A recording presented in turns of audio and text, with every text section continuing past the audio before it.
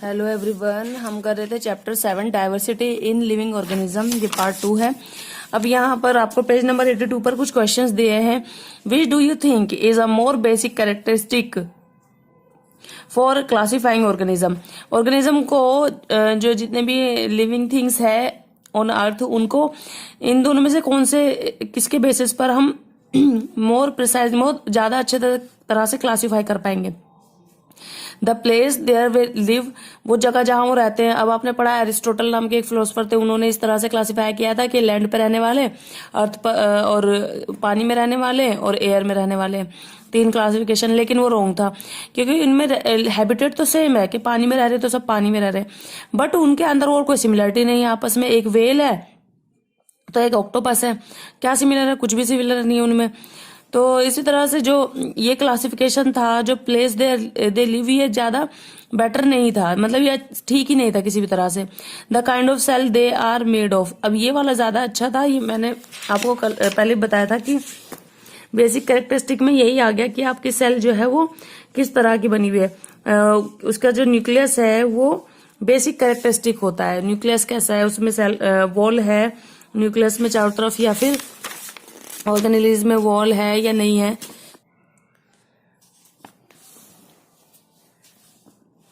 अब next question देखो, what is the primary characteristics on which the broad division of organisms is made. अब क्या क्या characteristics है जिसके ऊपर उनका डिवीजन बेस्ड है।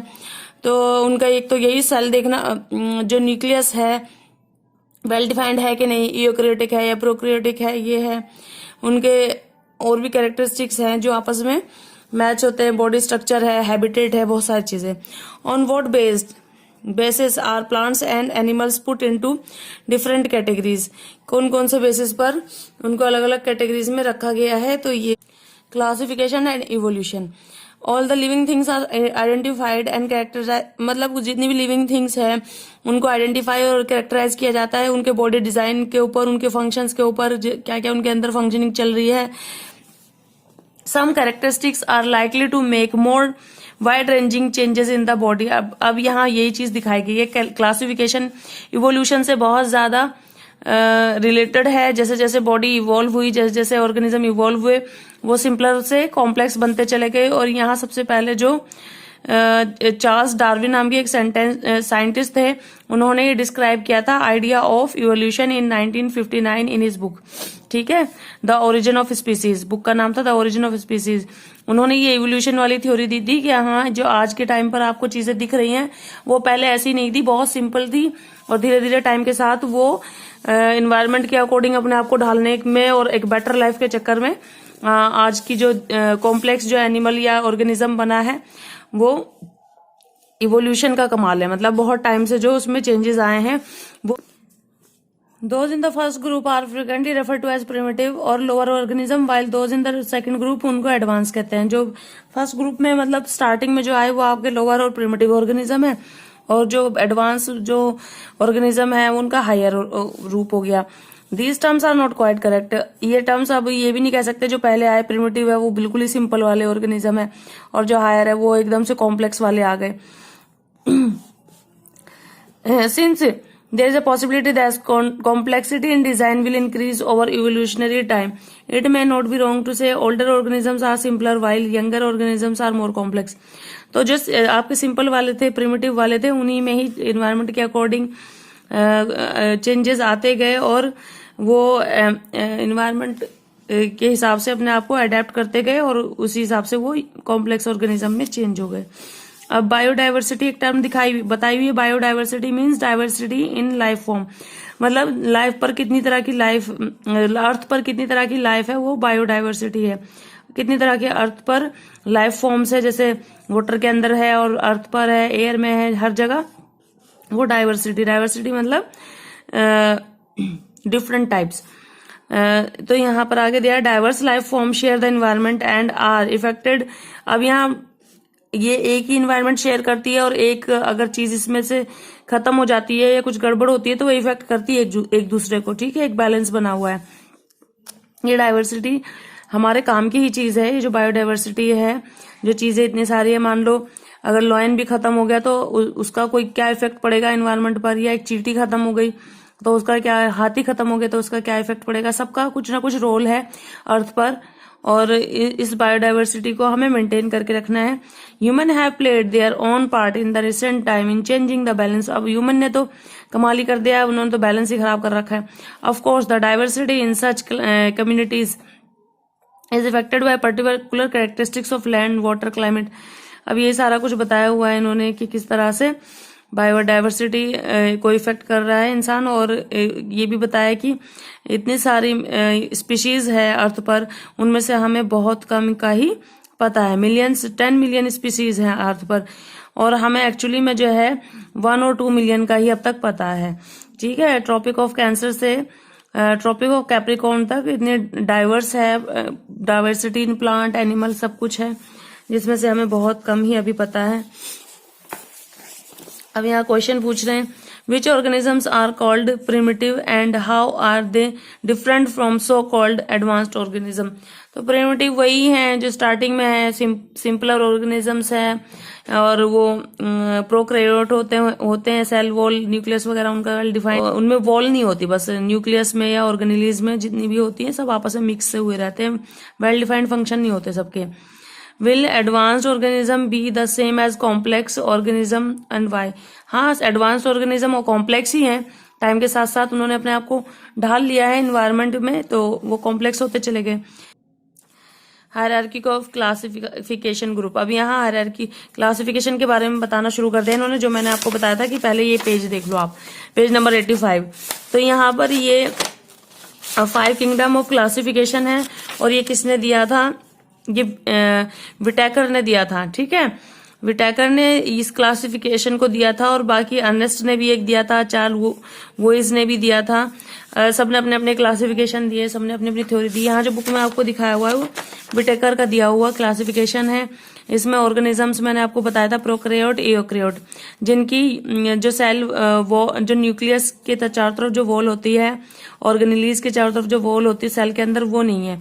ठीक है, तो ये आपस में थोड़ा सा मिक्स हो रखे हैं, वॉल वेल डिफाइंड नहीं है। इसमें भी आगे जाके आप पढ़ोगे किसी में है किसी में नहीं है। और इसमें एग्जाम्पल दे दिया मोनेरा का। और ईओक्रियोट्स में, अच्छा ये जो नाम है आपको थोड़े अजीब लग सकते हैं, ये साइंटिफिक नेम है हर चीज के। जैसे यहाँ प्लांट आप कहोगे प्लांटे लिख रखा है, प्लांट क्यों नहीं लिखा है, एनिमल क्यों नहीं लिखा है, एनिमेलिया लिख रखा है।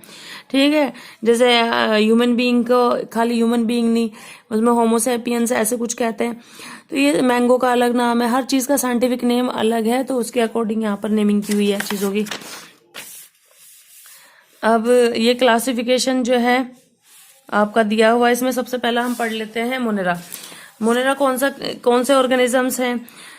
These organism do not have a well defined nucleus और organelles। जो सेल के अंदर के जो पार्ट्स हैं उनके वेल डिफाइंड उनके न्यूक्लियस नहीं है, ऑर्गेनेलिज जितनी भी है ना वो वेल डिफाइंड नहीं है, मतलब उनमें वॉल गायब है।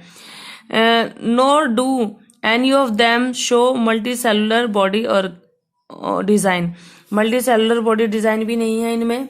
On the other hand they show diversity based on many other characteristics, और भी बहुत सारे कैरेक्टरिस्टिक्स है जो बाकियों से अलग है। Some of them have cell wall. अब देखो यहाँ पर मैं कह रही थी ना, उसमें भी सेल वॉल कहने लगेंगे, ये मोनेरा वाले में भी यूनिसेलुलर वाला, इसमें some of them have cell walls while some do not. ठीक है, यहाँ स्टार्टिंग में कहा था do not have defined nucleus.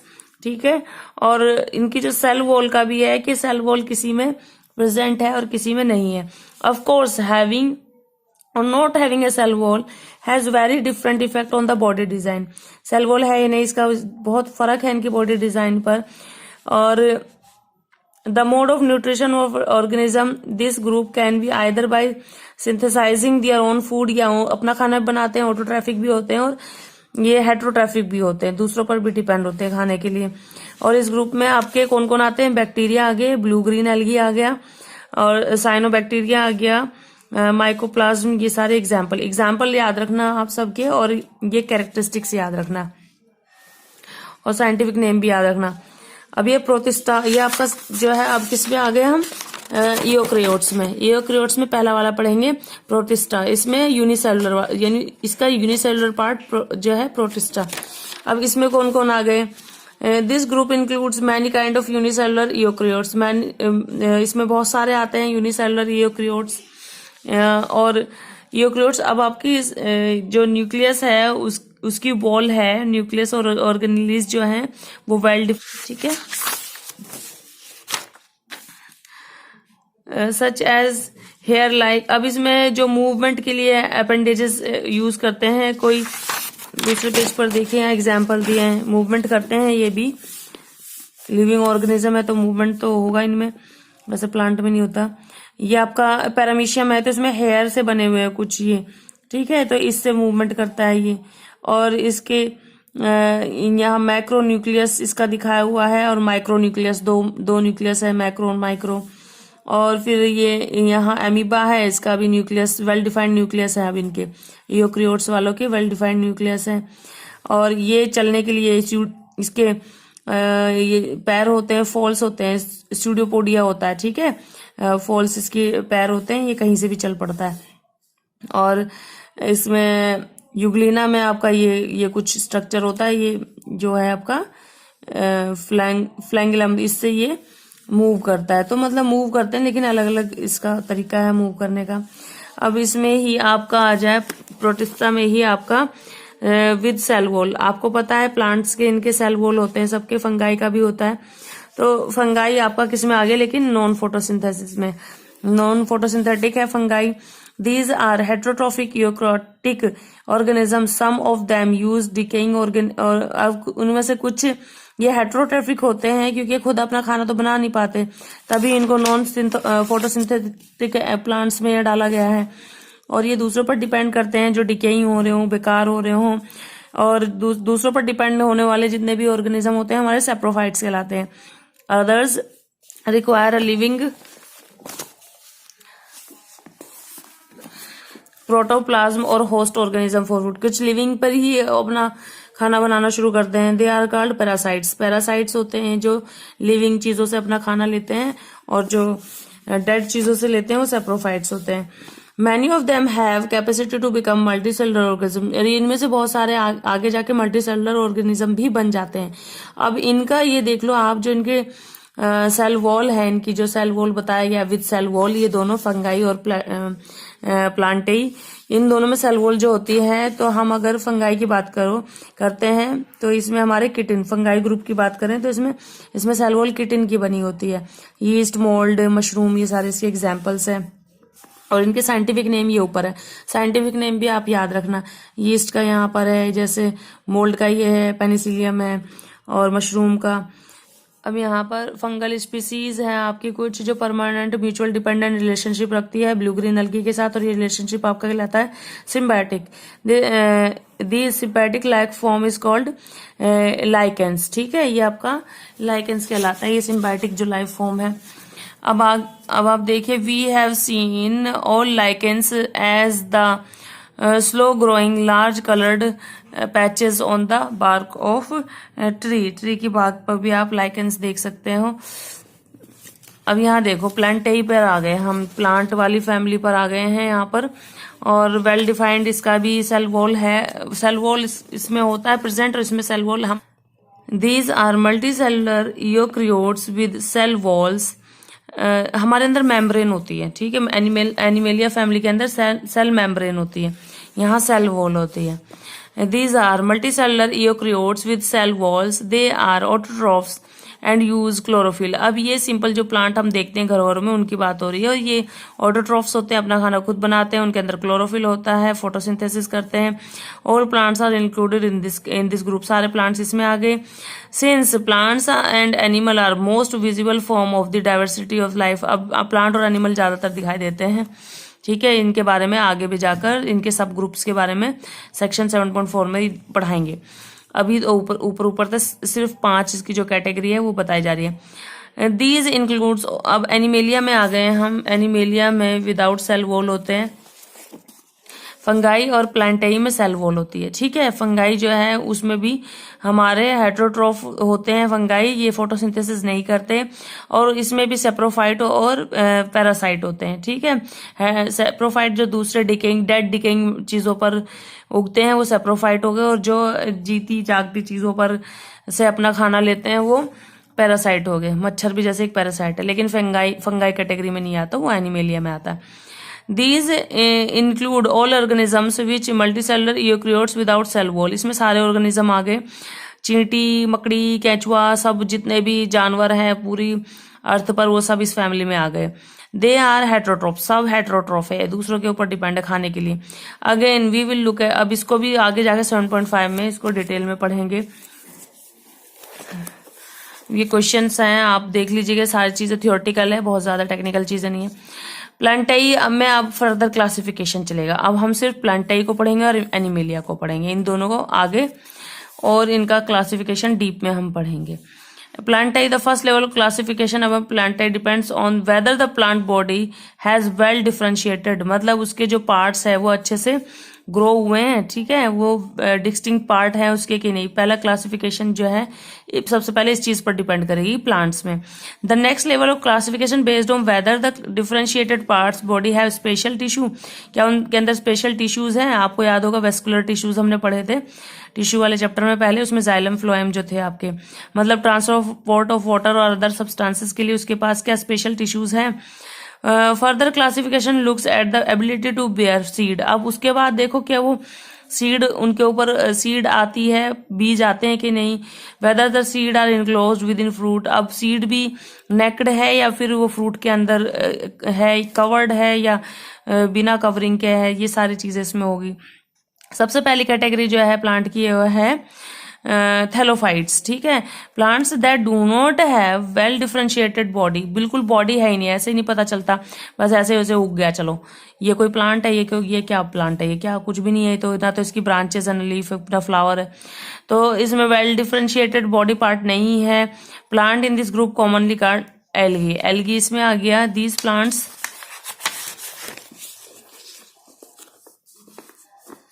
Are prominently aquatic, ज्यादातर ये एक्वाटिक प्लांट होते हैं। एग्जाम्पल्स आर स्पायरोगायरा, देखिए सारे आपके थैलोफाइट्स के एग्जाम्पल हो गए, ठीक है। वेल डिफाइंड बॉडी स्ट्रक्चर नहीं है, कहीं आपको जड़ नहीं दिखाई देगी, कहाँ है रूट, कहाँ है नहीं है कि नहीं, ऐसे उग गए बस, ये दिख रहा है, ये बस ये प्लांट है, ये स्पायरोगायरा दे दिया इन्होंने, ठीक है।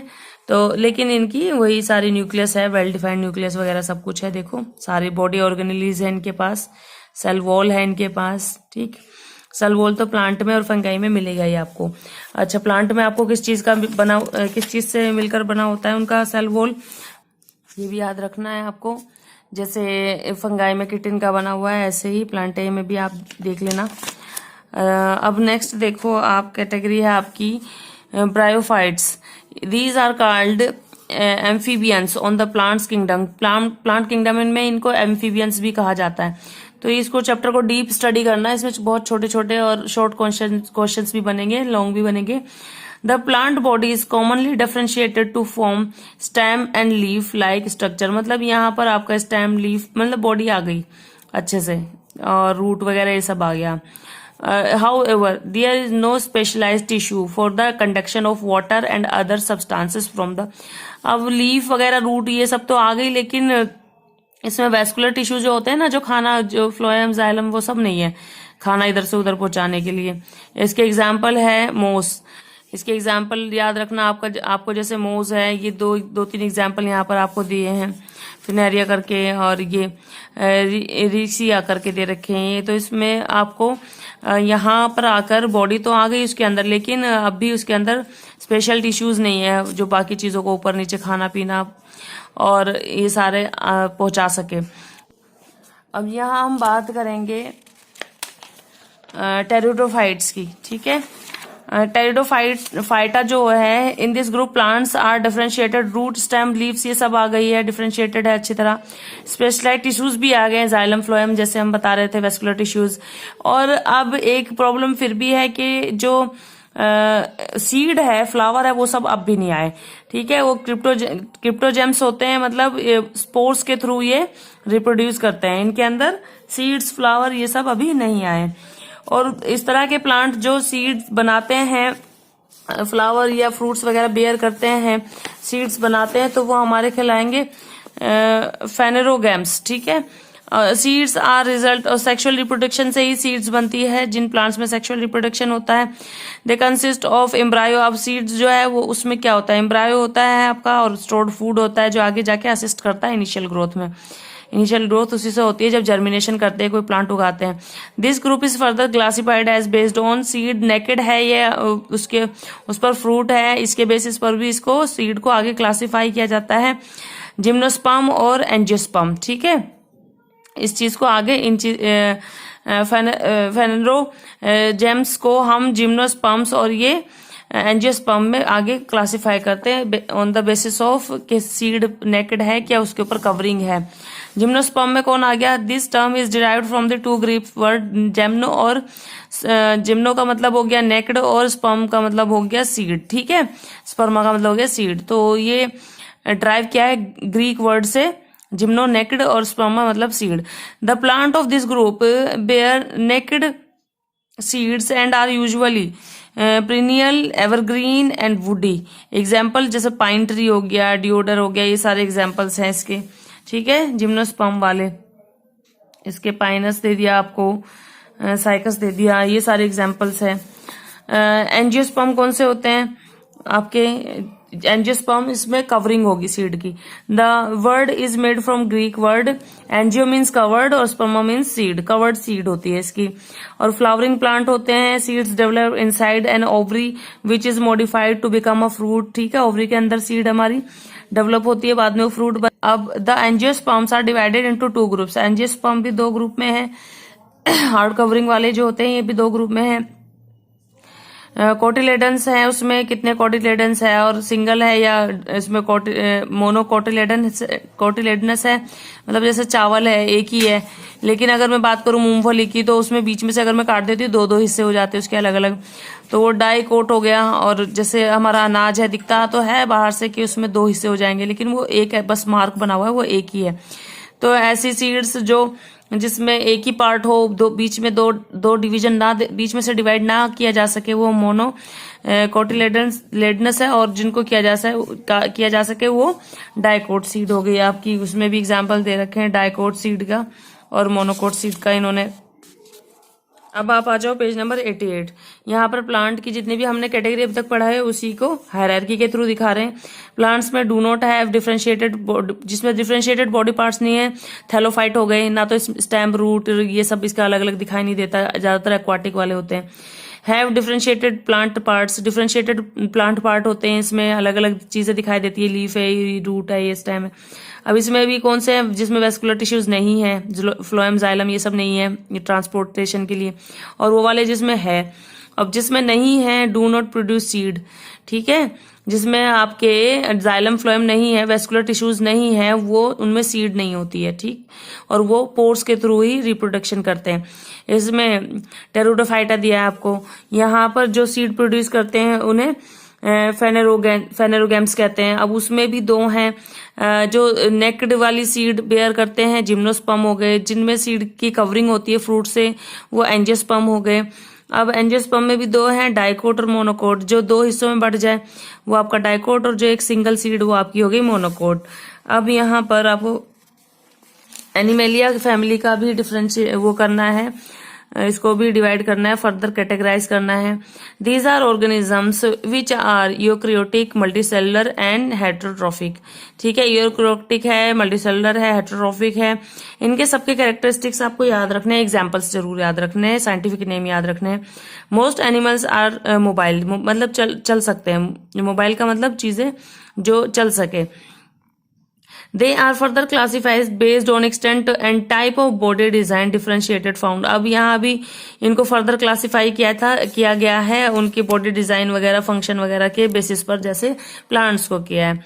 अब इसमें पोरीफेरा करके है आपका, ये क्या है? Word Porifera means organism with holes. अब ये एक है आपके, इसमें होल्स ही होल होते हैं, ये पानी वानी में मिलता है आपको, और पानी इसके आर पार चला जाता है। देखो बहुत ज्यादा एडवांस नहीं है ये।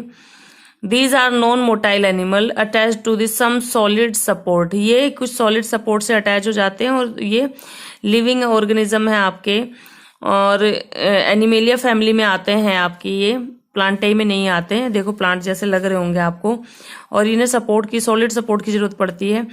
दे आर होल्स होते हैं उनके बॉडी में, लेड टू कैनल सिस्टम होता है, कैनल मतलब पानी आर पार हो जाए, help new circulating water throughout the body to bring food and oxygen. अब पानी जब उनकी बॉडी से निकलता है तो उनके लिए फूड और ऑक्सीजन दोनों आ जाती है। हेट्रोट्रोफिक है ये सारी, अब जब हम पढ़ रहे हैं तो उसे खाना कहाँ से आएगा जब वो खुद चल के नहीं जा सकता। These animals are covered with a hard outside layer और skeleton। इसकी जो outside layer है वो hard होती है जिसको skeleton कहते हैं। हमारी बॉडी में बोन्स का जो स्ट्रक्चर है उसको skeleton कहते हैं। The body design involves very minimum differentiated and division into tissues। अब इसमें जो है organs तक की बात नहीं होती, सिर्फ सेल और टिश्यूज तक की बात होती है। organs तो है ही नहीं इनके, जैसे हमारे हाथ पैर ये सब। They are commonly called sponges, इनको स्पॉन्जेस भी कहते हैं। And mainly found in marine habitats, ये पानी में ही रहते हैं ज्यादातर। एग्जाम्पल्स आपको नीचे दिए हैं। अब नेक्स्ट है आपका कोलन टेरेटा, नाम भी बड़े अजीब है। These are animals living in water. They show more body design differentiated। अब यहाँ पे डिफ्रेंशिएशन थोड़ा सा आ जाता है, थोड़े से उसके आपको आसपास, यहाँ पे तो कोई बडिंग ही नहीं थी, आसपास तो कुछ भी नहीं निकल रहा है, बहुत मतलब एक ज्यादा कुछ इसमें नहीं आपको दिखाई दे रहा है, स्ट्रक्चर बिल्कुल ऐसे प्लेन सा है। इसमें थोड़ा सा और डिफ्रेंशिएट हो गया, थोड़ा सा और चीजें बढ़ गई हैं। और there is a cavity in the body, body में कैविटी होती है, ऐसे होल नहीं होते इनकी तरह।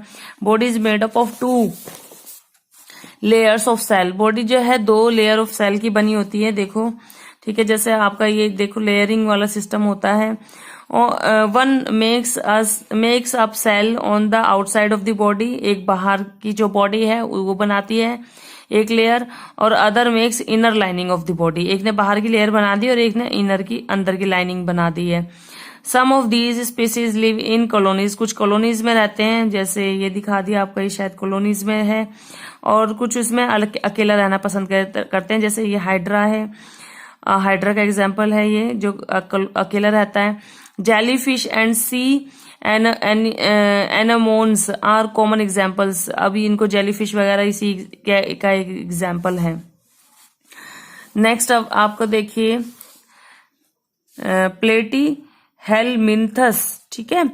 The body of plants animals in this group far more complex, अब इसमें थोड़ा सा और कॉम्प्लेक्सिटी आ गई, डिजाइन थोड़ा सा और बढ़ गया। यहाँ पर देखो थोड़ा सा बढ़ गया था ना हाइड्रा में, इनमें देखो थोड़ी सी लीफ वीफ सी आपको दिखने लगी, डंडिया पंडिया से निकल गई।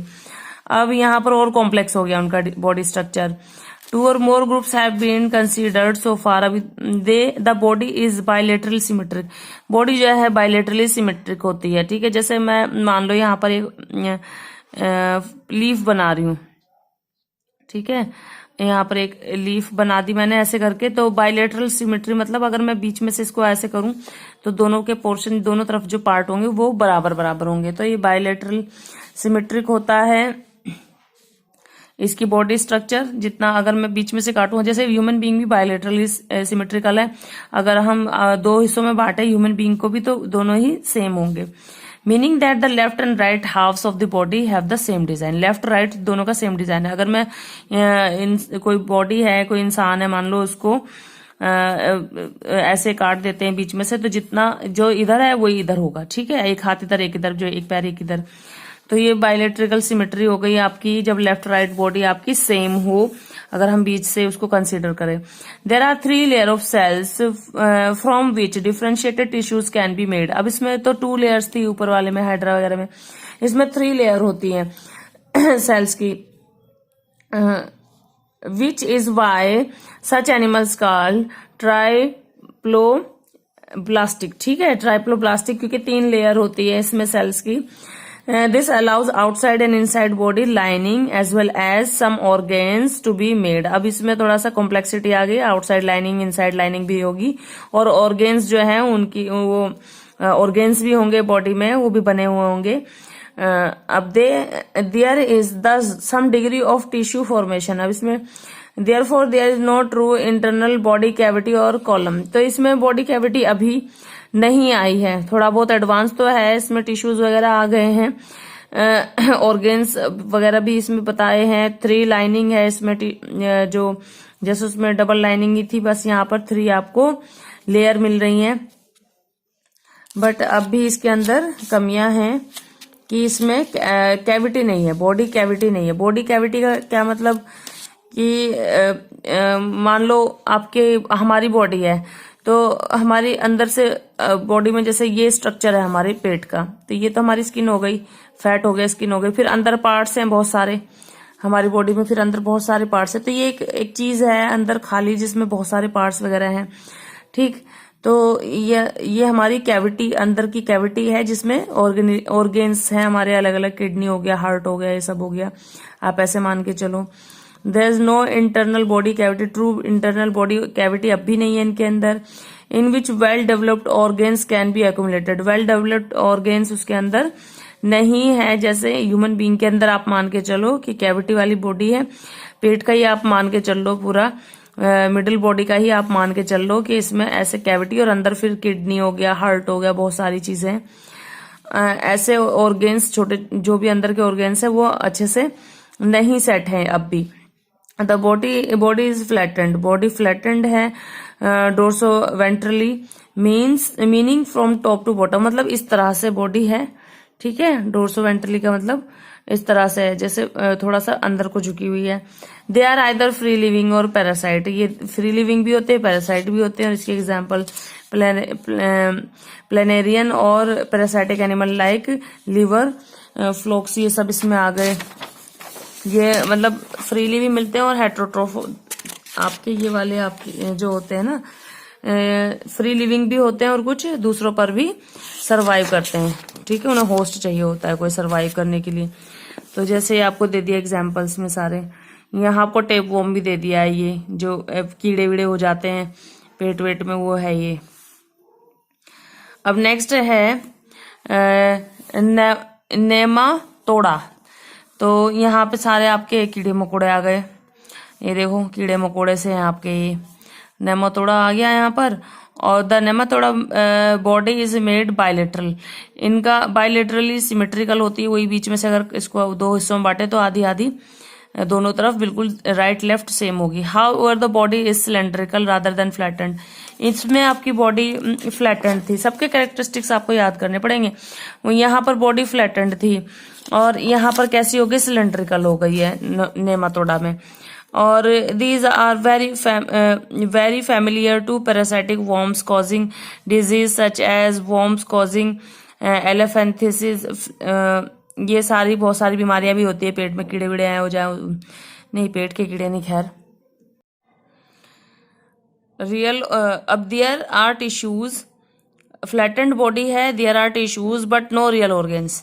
जैसे हमारे ऑर्गेन्स है, किडनी विडनी वो सब, हार्ट वगैरह सब अलग अलग है, क्योंकि हमारे अंदर वो क्या है, हमारे अंदर कैविटी है, रियल कैविटी है, इनके अंदर नहीं है अभी भी।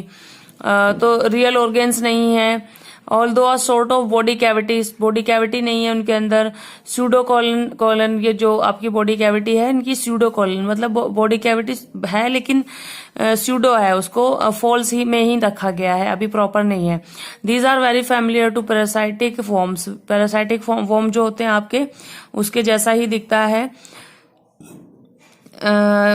पैरासाइटिक वर्म्स कॉजिंग, अब ये पैरासाइटिक जो वर्म होते हैं जो पेट वेट में हो जाते हैं, और वर्म इन द इंटेस्टाइन, जैसे आपके राउंड वर्म हो गए, पिन वर्म हो गए, एग्जांपल्स आपको दे दिए यहाँ पर नेमाटोडा के। अब यहाँ एनालिडिया, ये भी आपके कीड़े मकोड़े से ही लग रहे हैं, कीड़े मकोड़े नहीं सॉरी, ये सांप वाप से। एनालिडिया जो आपके annelid animals are very bilaterally, ये भी आल्सो बायलेटरल है, लेफ्ट राइट इक्वल है, सिमेट्रिकल। और ट्राइप्लोब्लास्टिक है, ट्राइप्लोब्लास्टिक का मतलब शायद यही होता है कि ये जो इसके ऊपर ऐसे लाइनिंग हो रखी है, ट्राइप्लोब्लास्टिक नहीं। अब इसमें आ जाते हैं एनालिडा में, इसमें भी आपके जो एनिमल है बायलेटरिकल सिमेट्रिकल है, और ट्राइप्लोब्लास्टिक है, वो 3 लेयर सेल वाला हिसाब है इसमें भी। But in addition they have true body cavity, इनकी ट्रू बॉडी कैविटी होती है इनके अंदर।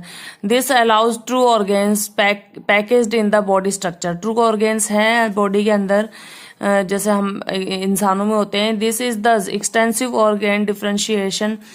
अब इसमें थोड़ा सा ये डिफरेंशिएशन आ गया, इसमें भी आपकी स्यूडो कैविटी थी, कैविटी नहीं थी प्रॉपर इस वाले में नेमाटोडा में, लेकिन इसमें प्रॉपर बता रहे हैं। With the segment lined up after, अब हर पार्ट अलग अलग भी हो रखा है, और इसमें आपके हेड और टेल भी है, हेड और टेल है।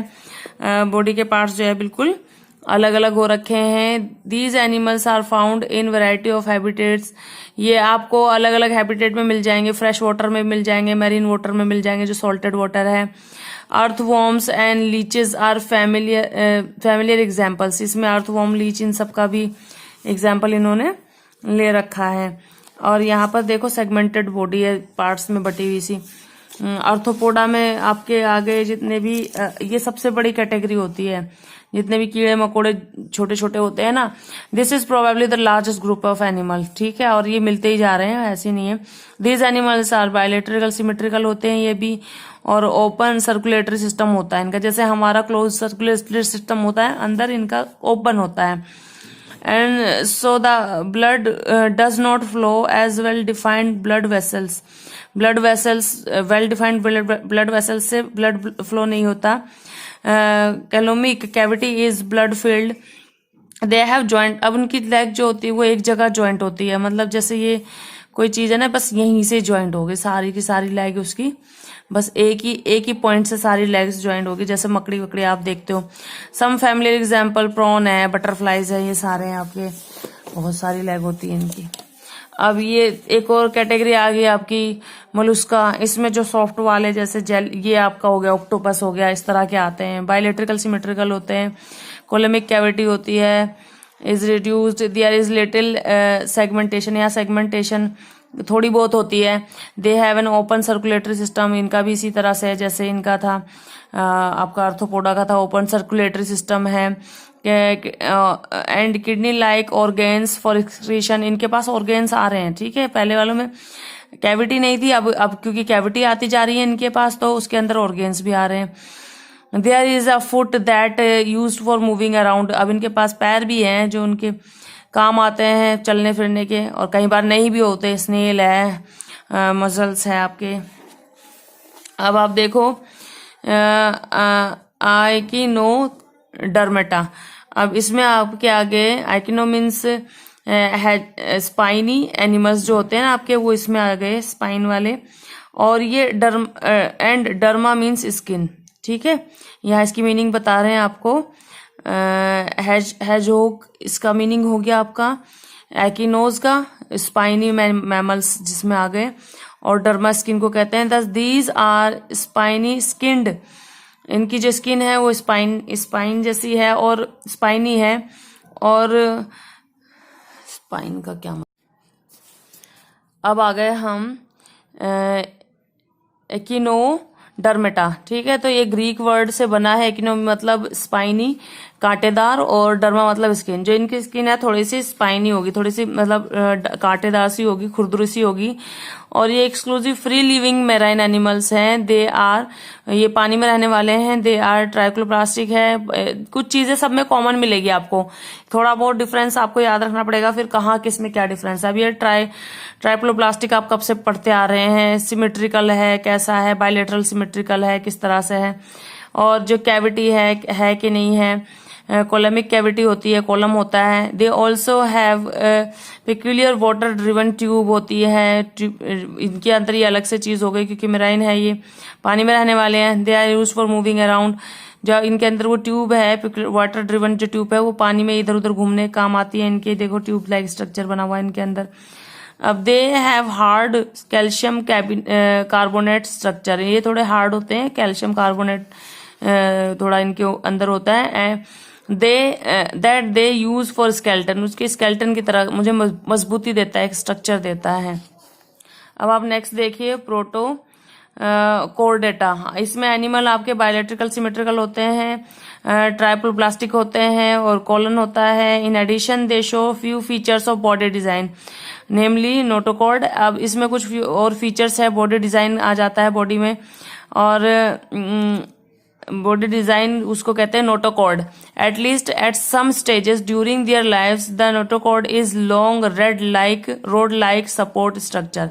ये जो आपको ये बॉडी का डिजाइन दे रहा है नोटोकॉर्ड जिसको कह रहे हैं, वो थोड़ा सा हार्ड एक उसको कॉर्ड एक मिल जाती है, हार्ड एक उसको सपोर्ट मिल जाती है एक टाइम पर। That runs along the back of the animal separating the nervous tissues from the gut. ठीक है, ये सारी इसमें खूबियां आ जाती हैं। It provides a place for muscles to attach to ease the movement. अब ये एक जगह मिल जाती है आपको, जो नोटोकॉर्ड मिल गया, बीच में मान लो एक सपोर्ट मिल गई, इसमें मसल्स भी आप आकर जुड़ गई, तो एक पूरी बॉडी को सपोर्ट मिलता है। May have proper notochord present at all stages. ठीक है, मे नोट हैव, अब जरूरी नहीं है हर स्टेज पर उसका ये डेवलप हो जाए, नोटोकॉर्ड उसको मिल जाए। इन देयर लाइव्स फॉर, अब ये कुछ टाइम के लिए उनको मिलता है लाइफ में, लेकिन उनको कभी ना कभी ये चीज सपोर्ट के लिए मिलती है। अब जैसे ये है, इसको बीच में ये आप इसका सपोर्ट इसे मिला हुआ है, ये क्या है आपका प्रोटोकॉर्डेटा का एग्जाम्पल दे दिया है, बेलेनो ग्लोसस। ठीक है, अब इसमें एक मिडिल में एक आपको नोटोकॉर्ड एक सिस्टम मिल जाता है, जो उसको देखो स्ट्रेट करने में, इसको खड़ा रखने में हेल्प कर रहा है। अब तक वो खड़े नहीं हो पा रहे थे, चलो ये खड़ा हो गया। और वर्टिब्रेटा आपके कौन से हैं? These animals have true vertebral column. इनका वर्टिबल कॉलम होता है जो रीढ़ की हड्डी, और इंटरनल स्केलेटन होता है इनके पास, अपना ढांचा होता है। Allowing completely different distribution of muscles. अब मसल्स वगैरह अलग अलग डिफ्रेंशिएट हो जाती हैं इनमें। अटैचमेंट होता है किसी एक पॉइंट पर जाकर, कहाँ पर? जब वर्टिब्रल कॉलम मिल गया इनको, स्केलेटन मिल गया, तो इनकी मसल्स वगैरह तो सब थोड़ी स्ट्रॉन्ग हो ही जाएगी। वर्टिब्रेट्स आर बाइलेटरल सिमेट्रिकल, ये भी होते हैं, ट्राइकोप्लास्टिक होते हैं, कोलमिक होते हैं, और इसमें सेगमेंटेड होते हैं, अलग अलग पार्ट्स में divided, which complex differentiation of body tissues and organs. अब यहाँ पर कॉम्प्लेक्स बॉडी डिफरेंशिएटेड बॉडी होती है उनकी, और टिश्यूज होते हैं, ऑर्गेन्स होते हैं। All chordates possess the following features. जितने भी कॉर्डेट्स होते हैं उनमें नीचे वाले फीचर्स पाए जाते हैं। हैव अ नोटोकॉर्ड, वही जो उसको सपोर्ट देने के लिए हार्ड स्ट्रक्चर होता है। Have a dorsal nerve cord, और are triploblastic paired gill pouches होते हैं, और क्या होता है? कॉलन मेट होता है इनमें। अब इसमें भी साइटोप्लाज्मेटा दे रखा है आपको एग्जाम्पल के तौर पर। इनको भी 6, मतलब ये जो आपके वर्टिब्रेटा जो फैमिली है उसको फिर 6 में डिवाइड किया है। साइक्लोस्टोमेटा में, और पिसिस में, और फिर आगे एम्फीबियंस में, और फिर एवेस में, रेप्टाइल में। तो ये सारे आप विद एग्जाम्पल रीड कर लेना, वर्टिब्रेटा को किस में किया गया, और फिर लास्ट में आ गया मैमेलिया, इसमें आ गई human being. Warm blooded animal हैं हम, जो हैं 4 चैम्बर्स ऑफ हार्ट होते हैं हमारे हार्ट में, 4 चैम्बर होते हैं, और हैव मेमोरी ग्लैंड्स होते हैं हमारे अंदर, production of milk and nourishes there young one.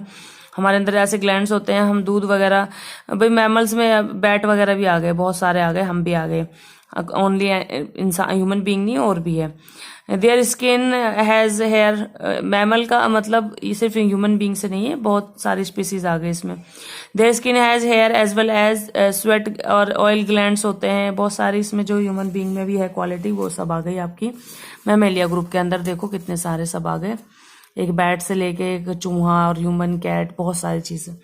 तो इसको आपको डीपली जाना है। और लास्ट में ये जो आपका हायरार्की दी हुई है एनिमल्स में भी, सेलुलर लेवल ऑर्गेनाइजेशन देखो, सेलुलर लेवल ऑर्गेनाइजेशन में प्रोफेरा है आपका। ये जो हमने सारा पढ़ा है इसी को ही इसमें आपको एक हायरार्की के थ्रू समझाया जा रहा है, इससे आप इजिली इसको मेमोराइज रख सकते हैं। अब हमें लास्ट में ये एक टॉपिक दिया है नोमेनक्लेचर। तो ये क्या होता है? अब कोई एनिमल है, मान लो एक एक्टिविटी दी है, टाइगर है या कुछ भी है, इनको अलग अलग लैंग्वेजेस में हम क्या क्या कहेंगे, इनके क्या क्या नाम है। ऐसे हर कंट्री में, और कंट्री में भी अलग अलग जगहों पर, हर स्टेट में लैंग्वेज चेंज हो जाती है, चीजों के नाम चेंज हो जाते हैं। तो इस चीज से ओवरकम करने के लिए क्या किया, साइंटिफिक नेम रखा गया ऑर्गेनिजम्स का, हर ऑर्गेनिजम्स जितने भी, उनका साइंटिफिक नेम रखा गया in the same manner that chemical symbols and formula. अब जैसे केमिस्ट्री में आपने देखा होगा, ऑक्सीजन की बात करें तो O2 कहेंगे, हाइड्रोजन की बात करें, हर एक का एक मतलब, कार्बन डाइऑक्साइड की बात करें CO2 कहेंगे। तो ऐसे ही इन्होंने इसको भी, जैसे केमिकल सिंबल फॉर्मूला वगैरह के एक पर्टिकुलर नेमिंग होती है, इसी तरह से इसकी भी नेमिंग कर दी कि ऑर्गेनिजम्स की भी, कि कहीं भी आप चले जाओ साइंटिफिक नेम सेम रहेगा। The scientific name for the organism and this unique can let to the identified anywhere in the world. कहीं भी चल जाओ उनका यूनिक नेम रहेगा, साइंटिफिक नेम रहेगा, और वही साइंटिफिक नेम आपको दिए गए हैं, मतलब चैप्टर में भी साइंटिफिक नेम ही यूज किए गए। The system of scientific naming और nomenclature we use today was introduced by Carolus Linnaeus करके कोई थे साइंटिस्ट, इन्होंने 18th सेंचुरी में ये आइडिया दिया था। और इसके कुछ कन्वेंशंस है, मतलब कुछ रूल है कि आप साइंटिफिक नेम कैसे दोगे, ठीक है, वो सब पढ़ लेना।